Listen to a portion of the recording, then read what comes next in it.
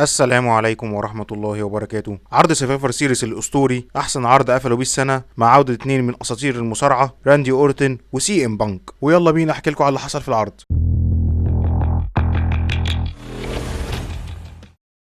نبدأ بأول ماتش معانا، فريق بيكي لينش قدام فريق دامج كنترول. الماتش ده مش هتكلم عنه كتير، بس بصراحة هم قدموا مستوى حلو جدا في اللعب وأدائهم كان عالي. فضلوا طول الماتش بيكي لينش وتشارلوت عاملين نفسهم ان هم متخاصمين وكده عشان يبينوا ان هم هيخسروا في الاخر، بس طبعا دي كانت حركة منهم وفي الاخر هم اتصالحوا. واكتر اتنين كان ادائهم عالي جدا في اللعب كانت ايو سكاي وتشارلوت فلير، لان الاتنين نطوا نطة عالية جدا، وبالذات ايو سكاي لما نط وهي لابسه الباسكت التراش ده. طبعا هي لو كانت نطت نطه غلط كانت ممكن تكسر رقبتها، فنطت صح بصراحه وعملت حركه حلوه جدا وجرأه منها حلوه. وفي الاخر انتصرت بيكي لينش وتشارلوت وشوتسي وبيانكا بلير. ننتقل لفقره في الكواليس. سامي زين واقف لوحده وجاله جاي اوسو بودنه اللي مخرجها بره اللبس اللي هو لابسه ده، وسامي زين قال له راندي اورتن لسه ما جاش، وطبعا جاي اوسو خايف ان راندي اورتن يقلب عليه. الاتنين حمسوا بعض شويه، وسامي زين قال له احنا كنا بنلعب نفس الماتش السنه اللي فاتت مع بعض وكسبنا، فلو جه او ما جاش مع بعضينا هنقدر ونغلبهم سوا.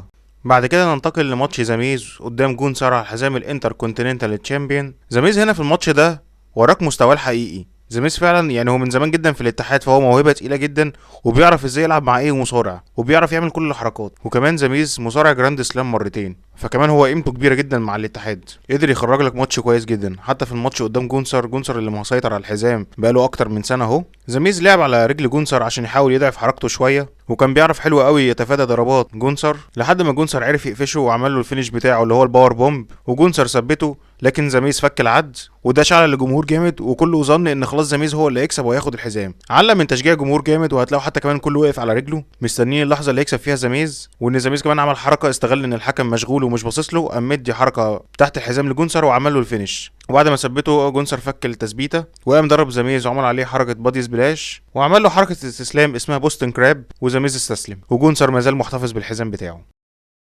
نروح بعد كده على ماتش سانتوس اسكوبار قدام دراجون لي. سانتوس اسكوبار كويس جدا بالشخصيه المكروهه، بيعرف يبدع فيها كويس احسن من الشخصيه المحبوبه، وكمان قدامه دراجون لي اللي الاداره نفسها توصله انه يكون ري ميستيريو التاني، فبيدوله دفعه عشان يوصل برضه للمرحله دي. بصراحه الاتنين عملوا ماتش حلو قوي قوي جدا يعني مع بعض، وكان نفسي ياخدوا وقت زياده اكتر هيعرفوا يبدعوا، لان هم اصلا جايين من لوتشا ليبري ودي حاجه بسيطه يعني من اللي كانوا بيقدموها هناك. حتى كمان شوفوا سانتوس اسكوبار لما كان في اتحاد اللوتشا اندر جراوند كان اسمه كينج كورني، حتى بيبقوا شوفوه بجد فعلا مستواه كان هايل قوي. فطبعا الماتش ما كانش ينفع يطول اكتر من كده لان ماتشات الوور جيمز ليها وقت اكبر، وبصراحه الحركات اللي هم عملوها كانت جميله جدا. وانتهى الماتش في الاخر بفوز سانتوس اسكوبار لان هو لسه بيبدا بالشخصيه المكروهه وبياخد الدفعه، ونتيجه الماتش مستحق.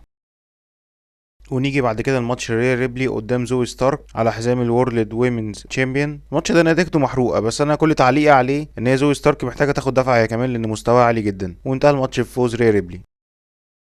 ونيجي لاهم ماتش معانا، ماتش المين ايفنت، ماتش العرض. يدخل درو ماكنتاير وبعدها فريق الجادجمنت داي ويفضلوا كده يبصوا لبعض، ما اعرفش ليه بصات غريبه، هو ديمين بريست. بعد كده يطلع فين بالور على الحلبة عشان يستنى، وبعد كده يدخل الفريق التاني يبدأ بأول واحد بتنين عرض الرو الامريكان نايت مير كودي رود، ودخل بعديه على طول جاي اوسو. في يا عم انت شغلت خاصية الشمبانزي او حياة الجمهور. ودخل بعديها فخر العرب بتاعنا سامي زين، واخيرا وليس اخرا سيس فريكينج رولاندز، ويطلع على الحلبة على طول ويبدأ الماتش معاه قدام فين بالور. نظرا للتاريخ ما بينهم وان هو ما بينهم ماتشات كتير وعارفين بعض، فضلوا 5 دقايق على الحلبة بيضربوا في بعض وكل واحد بيعمل الحركات بتاعته لحد ما ال5 دقايق خلصوا، ودخل جي دي ماكدونا من فريق الجادجمنت داي، دخلوا معاه الكيندو ستيك وفضلوا يضربوا في سيس رولانز لمدة 3 دقايق، كان منهم ضرب كتير قوي لحد ما دخل المين ايفنت جاي اوسو، دخلهم بالكرسي ودخل ضربهم كلهم، وسيس رولانز كان فاهم الضرب وضرب معاه برضه، وفضل هو وسيس رولانز مسيطرين لحد ما دخل ديميان بريست من فريق الجادجمنت داي وفك سيطرة سيس رولانز وجاي اوسو.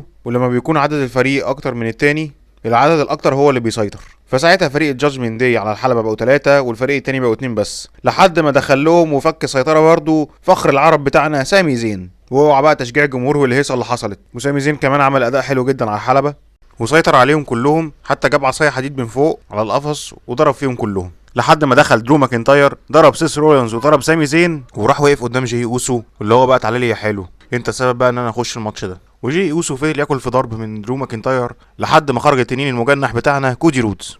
الماتش ده ليه اهميه كبيره جدا بالنسبه لكودي رودز، لان ابوه داستي رودز هو السبب في ان ماتشات الوور جيمز اللي تتعمل، وهو اللي اخترع فكره الماتش ده، وابوه كمان هو اللي كان مسؤول عن التدريب للمصارعين في بدايات الانكس تي. يعني سيس رولانز متدرب على ايد داستي رودز. بعد كده كودي رودز دخل ضربهم، وسيس رولانز جاب الحبل ابو جرز اللي هو يعتبر برضه بتاع داستي رودز، ومسكوا معاه كودي رودز وضربوا بيه فين بالور وجيدي ماكدونا. بعد كده دخل العاقب ابن ري ميستيريو، وكانت احلى حاجه عجباني في الماتش ان هم اتلموا عليه ضربوه. بعد كده باقي فريق اعضاء الجادجمنت داي سيطروا على الماتش لحد ما دخلت ري ريبلي بالشنطه بتاعه ديميان بريست، وفجاه وبدون اي مقدمات تشتغل اغنيه الفايبر راندي اورتن.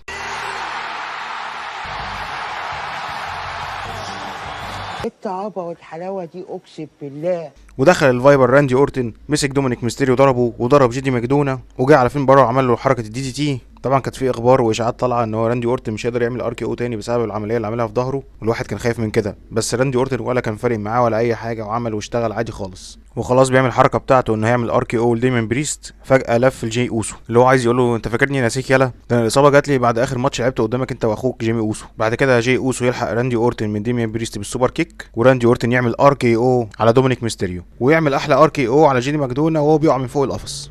بعد كده كل مصارع يعمل الفينش بتاعه على التاني. سامي زين عمل الفينش، وبعدها جي اوسو. بعد كده الكودي رودز عمل كروس رودز وثبت ديميان بريست وكسبه، وخلاص انتهى العرض على كده وكان كله تمام، وكمان رفعوا علامه الكوبي رايتس بتاعتهم. وفجاه يخش البيستنز وورلد سي ام بانك